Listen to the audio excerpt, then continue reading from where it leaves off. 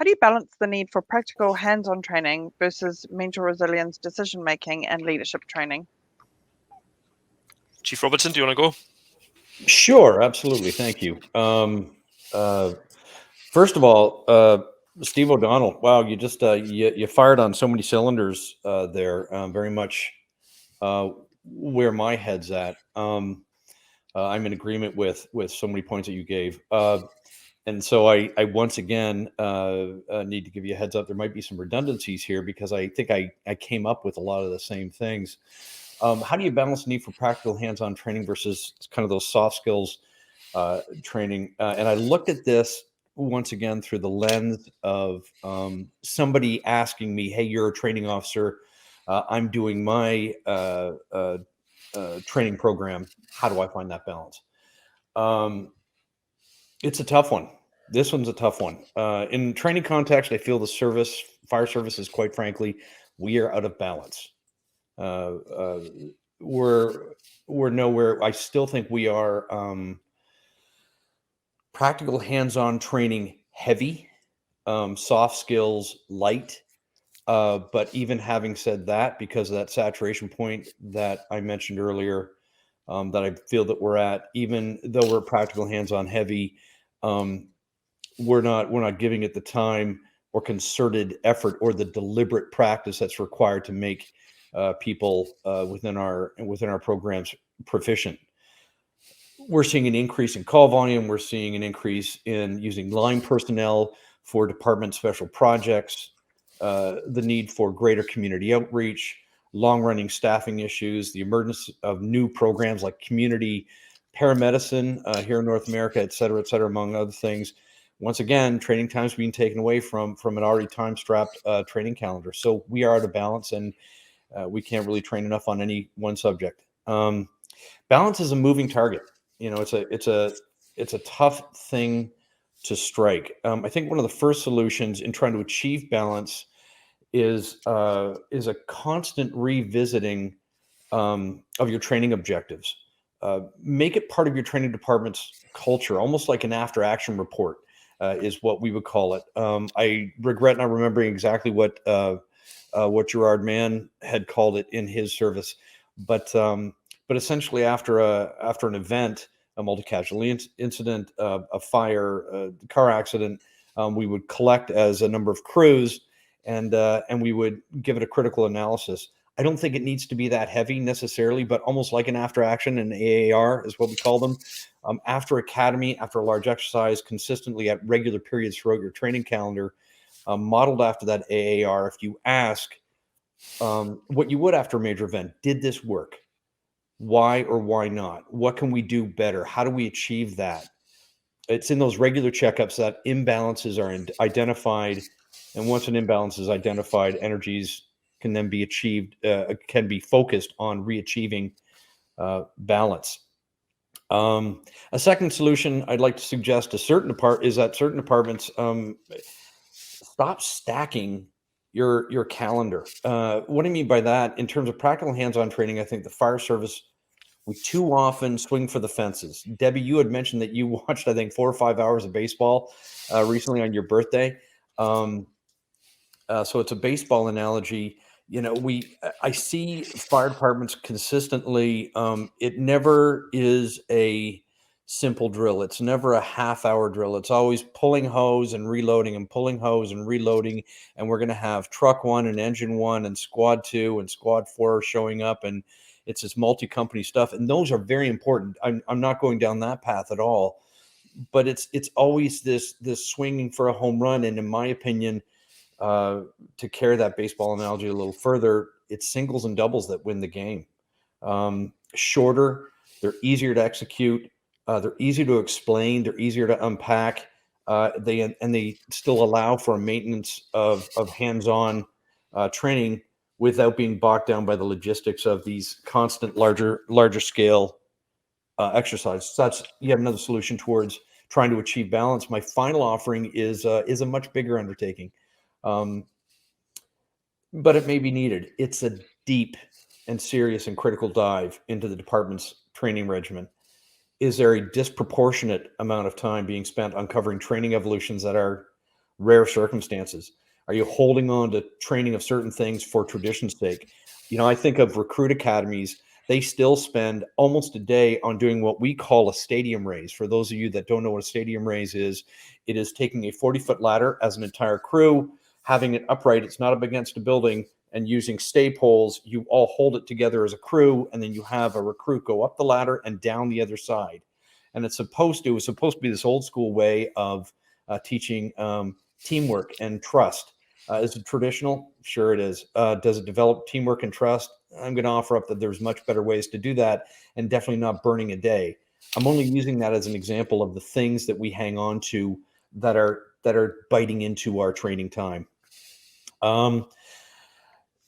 Is your training not in step with what the community is asking for? Are we ignoring those critical areas of mental resilience, self-care, leadership training? Whatever the questions, that discovery, that deep dive gives you, it should end up at a place of reprioritization, which of course is step one on planning to strike the balance, which is the question. I'm not shy in saying I struggled with this and coming up with some hard solutions. Jerry Tracy said it best, though, and so did I believe Chief Richardson. I didn't end up with a significant solution, and so I find that when I don't have solutions, I've recognized that I need to ask more questions, and for me, that's why I'm here. Yeah, thank you, Chief Robertson. I guess you might guess from my earlier answer, I'm a bit of a soft skills and non-technical skills geek. So I'm going to take this as a bit of an opportunity to promote the importance of them, and also to talk a little bit about, you talked about reprioritization there, and I think just make the case for these non-technical skills and why that reprioritization needs to happen. I'll focus on this from an instant response perspective. I think yourself and Stephen have done a good job of talking about the wider need for soft skills, but if I look at this from an instant response perspective, as a non-technical skills geek, I will first make a bit of a case for the need for technical training. So it is a fine balance. We need to make sure that we pay enough attention to our technical skills. So by that, I mean those developed through practical hands-on training. If we don't do that, then responding to an incident will be more stressful for us. So we need to gain enough technical proficiency so that the tasks we perform at an incident are done intuitively, in a state of flow. If these skills are new or not practiced enough, then it takes a lot of effort for us to perform them, and that can really impair our performance at an incident. If you're ever driving a car somewhere new, you feel a little bit lost, you might find yourself turning the radio down. That's because you are low on mental processing capacity. So you are thinking rationally about this. You are thinking deliberately. We need to make sure that we have time and space to develop the practical skills so that they are intuitive, so that we turn up to an incident and this just happens. I guess now, if I come to the balance and the case for the non-technical element, if we can't apply our non-technical skills to respond effectively, then it undermines our whole response. So if we start with situational awareness, unless we understand what is going on, unless we understand what has happened, what is happening, and what might happen next, we can't deploy the correct technical solution. Situational awareness is the bedrock of our response. Once we've built our situational awareness, we then need to understand how to take effective decisions. If we can't take effective and timely decisions, then again, it will lead to a prolonged response. It will lead to us making ineffective response. So we really need to train people in those non-technical skills in situational awareness and decision making. Taking that further, once we've made a decision, it's really important we understand how to communicate that decision with our team to build on the teamwork that you discussed earlier. I think communication is probably the single biggest point of failure in instance the world over. I think if we were going to run an exercise or incident now and write the after action report, we could probably write a section on comms before the incidents occurred. We need to focus on that. We need to help people improve the way they communicate in an incident.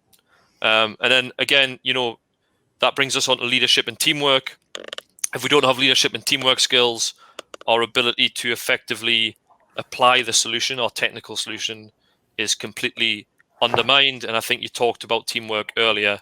Without that teamwork, without that unity of effort, there is, no effective application of those technical response skills.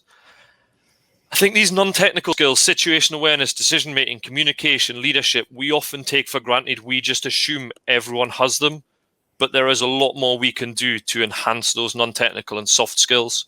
And finally, just back to an earlier point on stress, if we don't have the strategies to cope with the stress and mental fatigue that ensues when an incident occurs, our response will at best be suboptimal. At worst, we might endanger ourselves and colleagues because we don't have the mental capacity to think properly.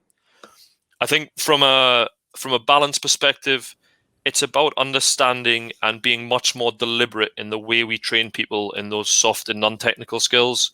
And when we are debriefing incidents, it's about understanding how those non-technical skills worked, understanding how effective we were at communicating, at making decisions, and looking at them from that perspective. And also spending some time focusing specifically on those non-technical skills. Because if we get non-technical skills right, they will enhance our technical capabilities. And I think we've seen that, particularly in the airline industry, where they take this really seriously. We've seen those non-technical skills enhance technical proficiency. So just trying to spend a little bit more time and giving them more credence, I think, would really, really help. Gareth, very, very quickly, 10 seconds, Debbie, just look up United Flight 173. It's a fantastic story about how non-technical skills fed into what eventually was a tragedy, but changed the way the airline industry handles emergency incidents now. Yeah, so I used to work with surgeons doing this. So I'm a human factors specialist. So that's There you where go. it comes You from. know Yeah. that. Okay, that's it. Thank you. Debbie. Yeah.